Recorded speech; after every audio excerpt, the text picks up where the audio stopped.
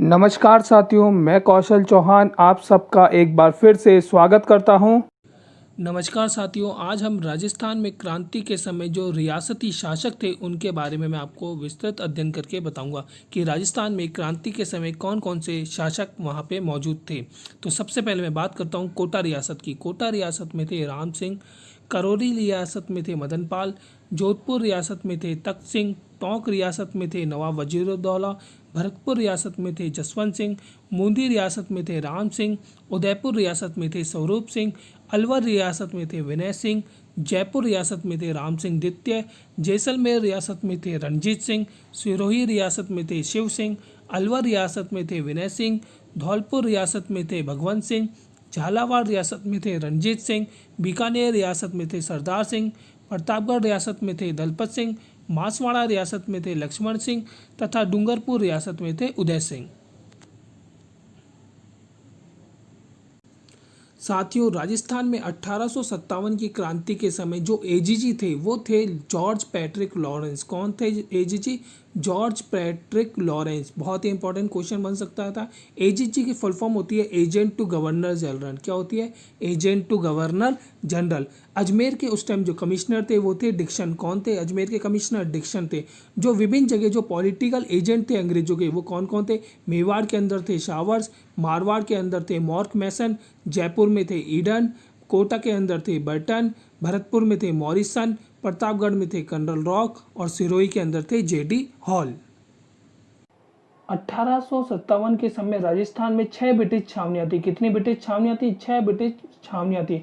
कौन कौन सी? पहली नसीराबाद के अंदर, दूसरी ब्यावर के अंदर, तीसरी देवली के अंदर, चौथी खेरवाड़ा के अंदर, पांचवी एरीनपुरा के अंदर और छठी नीमच के अंदर। नीमच जो सैनिक छावनी थी वो वर्तमान में एमपी में है, लेकिन क्रांति के समय 1857 की क्रांति के समय कहाँ पे थी? राजस्थान के अंदर थी। तो ये इंपॉर्टेंट क्वेश्चन आपसे पूछा जा सकता है। इन छावनियों में जो सैनिक टुकड़ी थी उनका नाम है, नसीराबाद के अंदर थी 15वीं बंगाल नेटिव इन्फेंट्री, ब्यावर के अंदर मेयर रेजिमेंट, देवली के अंदर कोटा कंटेलिजेंट, खेरवाड़ा के अंदर मेवाड़ भील कोर, एरिनपुरा के अंदर जोधपुर लीजियन तथा नीमच के अंदर कोटा कंटेलिजेंट सैनिक टुकड़ी थी। इसका कार्यभार कौन संभालता था? शावर संभालता था। जो मेवाड़ भील कोर की स्थापना की गई थी वो 1841 में की गई थी। कब की गई थी? 1841 के अंदर। तथा जोधपुर लीजन की स्थापना 1835 में की गई थी। जो सबसे बड़ी छावनी थी वो थी नसीराबाद तथा सबसे छोटी छावनी थी देवली। यह भी इंपॉर्टेंट क्वेश्चन है। सबसे बड़ी छावनी नसीराबाद तथा सबसे छोटी छावनी देवली। खेरवाड़ा और ब्यावर में जो प्रत्यक्ष रूप से विद्रोह में भाग नहीं लिया। तो कौन सी 2 सैनिक छावनी थी जिसने विद्रोह में भाग नहीं लिया? पहली खेरवाड़ा और दूसरी ब्यावर। साथियों, 1832 में जो एजीजी थे, एजेंट टू गवर्नर जनरल थे, वो कौन थे? लॉकेट थे। कौन थे? लॉकेट थे। तथा उस समय अजमेर राजपुताना रेजिडेंसी की स्थापना लॉर्ड विलियम बेंटिंग के द्वारा की गई थी। किसके द्वारा? लॉर्ड विलियम बेंटिंग के द्वारा राजपुताना रेजिडेंसी की स्थापना की गई थी। तथा उस समय को अजमेर को मैगजीन का दुर्ग भी कहा जाता था। क्या कहा जाता था? अजमेर को मैगजीन दुर्ग भी कहा जाता था। अजमेर रेजिडेंसी की जो स्थापना की एक और शाखा वो 1845 में माउंट आबू में स्थापित की गई थी। दूसरी शाखा कहाँ स्थापित की गई थी? माउंट आबू में। कौन से सन में? 1845 में। कौन सी शाखा का क्या नाम है? राजपुताना रेजिडेंसी की। जब 1857 की जो क्रांति की खबर है 19 मई 1857 को कहाँ पहुंचती है? माउंट आबू में पहुंचती है। 19 मई 1857 को राजस्थान पहुंचती है। क्या पहुंचती है? 1857 की क्रांति की खबर। और उस समय जो राजस्थान के एजीजी थे, कब? 1857 के समय। कब थे? 1857 के समय जो राजस्थान के एजीजी थे वो कौन थे? George Patrick Lawrence. कौन थे? George Patrick Lawrence. तो क्रांति कब हुई थी? 10 मई को हुई थी, लेकिन राजस्थान में जो खबर थी वो कब पहुंची थी? 19 मई को 1857 को पहुंची थी। जब 19 मई 1857 को क्रांति की खबर राजस्थान के अंदर माउंट आबू पहुंची तो जॉर्ज पैट्रिक लॉरेंस को शंका हुई कहीं राजस्थान में भी क्रांति उत्पन्न नहीं हो जाए। तो उन्होंने क्या किया? उन्होंने सबसे पहले अजमेर की सुरक्षा को महत्वपूर्ण समझा, क्योंकि अजमेर के अंदर खजाना था तथा गोला बारूद भी यहीं पे था। तथा उनके अंदर एक मेरठ से 15वीं बंगाल नेटिव इन्फेंट्री कुछ समय पहले ही यहीं आई थी। क्यों? जो सैनिक टुकड़ी थी जो मेरठ से आई थी, कौन सी? 15वीं बंगाल नेटिव इन्फेंट्री, वो यहीं आई थी। उसे तत्काल ही उन्होंने क्या करा? नसीराबाद भेज दिया। तो इन जो सैनिक टुकड़ी थी इनके मन में क्या हुआ, शंका उत्पन्न हुई कि हमें नसीराबाद क्यों भेजा जा रहा है। तो नसीराबाद के अंदर क्या होता है, 3 सैनिक टुकड़ी एकत्रित हो जाती है। कितनी सैनिक टुकड़ी एकत्रित हो जाती है, 3 हो जाती है। कौन कौन सी, एक तो 15वीं नेटिव इन्फेंट्री, दूसरे नंबर पे 30वीं नेटिव इन्फेंट्री तथा थर्ड नंबर पे बम्बई लॉरेंस। कौन कौन सी सैनिक टुकड़ी नसीराबाद में इकट्ठी हो जाती है, 15वीं नेटिव इन्फेंट्री, 30 नेटिव इन्फेंट्री तथा बम्बई लॉरेंस। अब 15वीं नेटिव इन्फेंट्री के क्या होता है, मन में अविश्वास उत्पन्न हो जाता है। क्या उत्पन्न हो जाता है, मन में अविश्वास उत्पन्न हो जाता है कि हमें नसीराबाद क्यों भेजा जा रहा है। तथा जॉर्ज पैट्रिक लॉरेंस ने क्या किया, बॉम्बे लॉरेंस को यह आदेश दे दिया जाता है कि 15वीं नेटिव इन्फेंट्री के ऊपर रात में गश्त लगाई जाए। तो इनका विश्वास और भी, इसमें शंका और भी ज़्यादा मन के अंदर भय उत्पन्न हो जाता है कि ऐसा क्यों किया जाता है। तथा जॉर्ज पैट्रिक लॉरेंस ने यह भी किया कि उन्होंने क्या कहा, नसीराबाद में तोपों को तैयार करने को भी कहा, जिसके अंदर मन में भय उत्पन्न हो जाता है तथा उनमें क्या हो जाता है, विद्रोह की भावना उत्पन्न हो जाती है। अजमेर में क्या किया जाता है, ब्यावर से मेयर रेजिमेंट तथा डीसा गुजरात से यूरोपियन सेना को बुला लिया जाता है। क्या अजमेर में कौन कौन सी सेना आती है, ब्यावर से तो मेयर रेजिमेंट आ जाती है तथा डीसा गुजरात से यूरोपियन सेना को बुला लिया जाता है। जो नसीराबाद में जो विद्रोह उत्पन्न होता है वो कब हो जाता है, 28 मई 1857 को विद्रोह उत्पन्न हो जाता है। विद्रोह के जो कारण थे वो यही था मेन, तो कि जो 15वीं बंगाल नेटिव इन्फेंट्री थी, सैनिक टुकड़ी थी, उसे नसीराबाद भेज दिया जाना, उस पर गश्त लगवाना तथा जो विद्रोह हुआ था भारत के अंदर उसकी खबर भी उसे मिल जाना, तोपों को तैयार करवाना। इस सभी कारणों से विद्रोह उत्पन्न होता है। कब होता है, 28 मई 1857 को नसीराबाद में सैनिक जो है विद्रोह कर देते हैं। कौन सी सैनिक टुकड़ी करती है, 15वीं नेटिव इन्फेंट्री विद्रोह कर देती है। कब करती है, दिन के 3 बजे। किस समय करती है, दिन के 3 बजे विद्रोह शुरू होता है। जो विद्रोह के अंदर क्या होता है कि वो लूटपाट करते हैं, मारधाड़ करते हैं, जिसके अंदर क्या होता है, कर्नल न्यूबेरी, अंग्रेज के 2 कर्नल थे, एक तो कर्नल न्यूबेरी तथा मेजर स्पोर्टिसवुड मारे जाते हैं। कौन कौन से, कर्नल न्यूबेरी तथा मेजर स्पोर्टिसवुड मारे जाते हैं। जो कर्नल पेनी होते हैं वो वहाँ से भाग जाते हैं तथा रास्ते में उनको दिल का दौरा पड़ने से उनका क्या होता है, निर्धन हो जाता है। कर्नल पेनी मार्ग में दिल के दौरा पड़ने से निर्धन हो जाता है। अंग्रेज के जो मेजर पिचर्ड होते हैं वो अपने परिवारजन के साथ कहाँ चल जाते हैं, ब्यावर चल जाते हैं तथा वह रिपोर्ट देते हैं क्रांति की। अगर क्रांतिकारी अजमेर चल जाते तो क्रांति का रूप अलग होता। क्यों होता, क्योंकि अजमेर के अंदर खजाना था तथा गोला बारूद भी था जो उनके हाथ लग जाता, जिस कारण से उनका क्या होता, उनकी शक्ति और दुगनी हो जाती।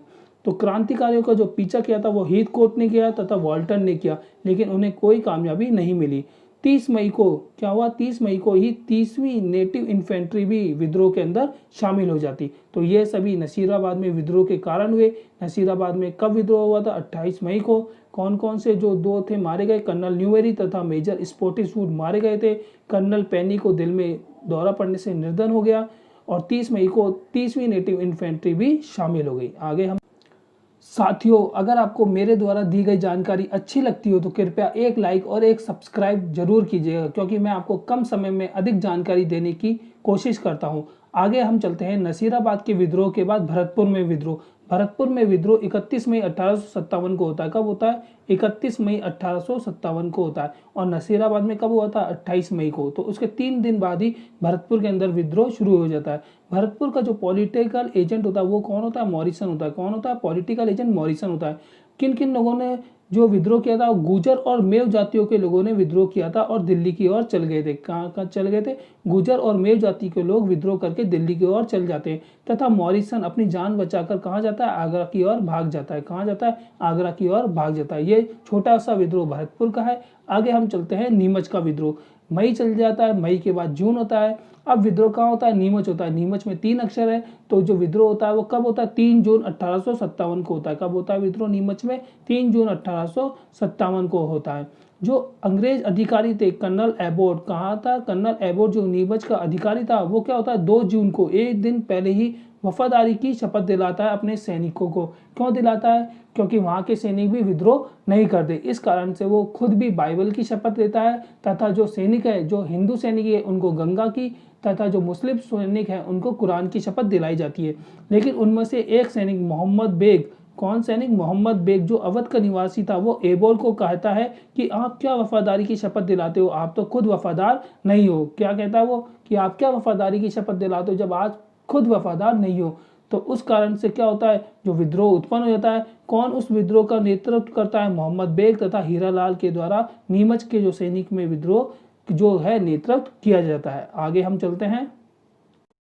जो नीमच में विद्रोह होता है वो 3 जून रात्रि को 11 बजे होता है। कब होता है, 3 जून रात्रि को 11 बजे सैनिक ने विद्रोह कर दिया जाता है। क्या कर लेते हैं, वो तोप खाने पर अधिकार कर लेते हैं। सैनिक क्या करते हैं, तोप खाने पे अधिकार कर लेते हैं तथा अंग्रेज के बंगलों पर हमला कर दिया जाता है, जिसमें क्या होता है, सार्जेंट की पत्नी तथा उनके बच्चों को मार दिया जाता है। सार्जेंट की पत्नी तथा उनके बच्चों को भी मार दिया जाता है। सैनिक जो होते हैं चित्तौड़, हमीरगढ़ तथा बेनाड, कहाँ सैनिक जो होते हैं चित्तौड़, हमीरगढ़ तथा बेनाड होते हुए अंग्रेज के बंगले लूटते हुए शाहपुरा पहुंचते हैं। कहाँ जाते हैं, वो शाहपुरा आ जाते हैं। चित्तौड़गढ़, हमीरगढ़ तथा बेनेडा होते हुए सब जगह लूटपाट मचाते हुए शाहपुरा आ जाते हैं। यहाँ पे उन्होंने क्या होता है, सामंतों के द्वारा उनकी रसद आपूर्ति, उनका खान पान की व्यवस्था की जाती है। यहाँ से सैनिक कहाँ जाते हैं, निम्बाड़ा से देवली जाते हैं, देवली से टोंक, टोंक से आगरा और आगरा से सैनिक कहाँ चल जाते हैं, दिल्ली की ओर चल जाते हैं। नीमच से लगभग 40 अंग्रेज, क्या होता है, नीमच से लगभग 40 अंग्रेज तथा औरतें और कुछ बच्चे भागकर डुंगला गांव पहुंचते हैं। कहाँ पहुंचते हैं, जान बचाकर डुंगला गांव पहुंचते हैं। वहां पर रूंगा राम किसान उनको शरण देता है। कौन किसान शरण देता है, रूंगा राम किसान उनको शरण देता है। कहाँ पर पहुंचते हैं, वो डुंगला गांव पहुंचते हैं। ये भी एक इंपॉर्टेंट क्वेश्चन आया हुआ है। आगे हम चलते हैं। जब विद्रोह की सूचना शावर्स को मिलती है तो मेवाड़ के राजा स्वरूप सिंह, का मेवाड़ के राजा स्वरूप सिंह अपनी सेना भेजकर अंग्रेजों तथा उनके बच्चों को उदयपुर ले आते हैं। कहाँ पे ले आते हैं, उदयपुर ले आते हैं तथा पिछोला झील में बने जंग मंदिर में ठहराया जाता है। कहाँ पर ठहराया जाता है, पिछोला झील में बने जंग मंदिर में उनको ठहराया जाता है तथा गोकुल चंद पारिक के द्वारा उनकी देखभाल की जाती है। किसके द्वारा, गोकुल चंद पारिक के द्वारा उनकी देखभाल की जाती है। नीमच में जो क्रांतिकारी है वो वहां से नीमच से चले जाने के पश्चात जॉर्ज पैट्रिक लॉरेंस, कौन, जॉर्ज पैट्रिक लॉरेंस जो राजस्थान के थे, उनके निर्देश पर कप्तान शावर्स ने कोटा, बूंदी और मेवाड़ की, कहाँ की, कोटा, बूंदी और मेवाड़ की राजकीय फौजों की सहायता से, किसी राजकीय फौजों की सहायता से 8 जून 1857 को नीमच पे पुनः अधिकार कर लिया जाता है। कब कर लिया जाता है पुनः अधिकार, 8 जून 1857 को नीमच में पुनः अधिकार कर लिया जाता है। आज हमने नसीराबाद में विद्रोह, भरतपुर में विद्रोह तथा नीमच में विद्रोह के बारे में पढ़ा। आगे आप इसी तरह से इस श्रृंखला को बनाए रखेंगे। कृपया करके लाइक और एक सब्सक्राइब जरूर करें। जय हिंद, जय भारत, धन्यवाद।